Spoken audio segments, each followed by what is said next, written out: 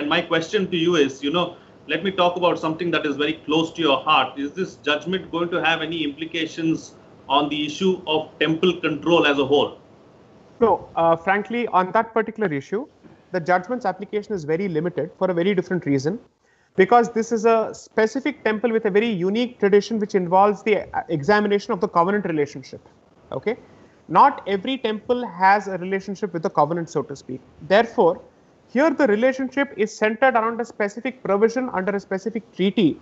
So any judgment which comes on this particular issue has limited application to the question of temple freedom. I just wanted to make one simple clarification perhaps to what Mr. Malhotra submitted. Under the current structure as the Supreme Court has appointed, the concept of executive officer does not exist for a different reason. Previously, an executive officer was appointed under Section 18. Now, the powers of the executive officer have been outsourced to the administrative committee.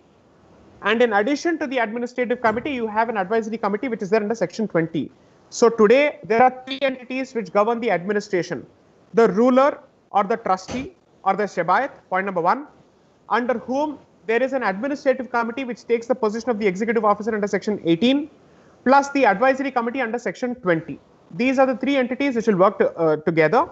And as Mr. Malhotra rightly points out, the concept of a Sevayat is that of an eternal slave or a servant who is bound by the relationship of fealty or loyalty to that particular deity and cannot have a beneficiary interest in the property of the deity.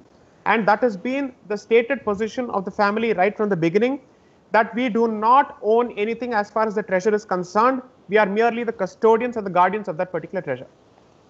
But what is most important is the court has clearly not upheld any of the allegations which were leveled against the family by the amicus report as well as the CAG report. On that particular issue, the court has clearly held that as far as these facts are concerned, there is not a case made out as far as mismanagement or let's say some kind of financial impropriety is concerned. That is an allegation that haunted the family for close to 11 years now. Fortunately, that particular allegation has not found any kind of merit before the Supreme Court. So that is something that I think needs to be stated on record.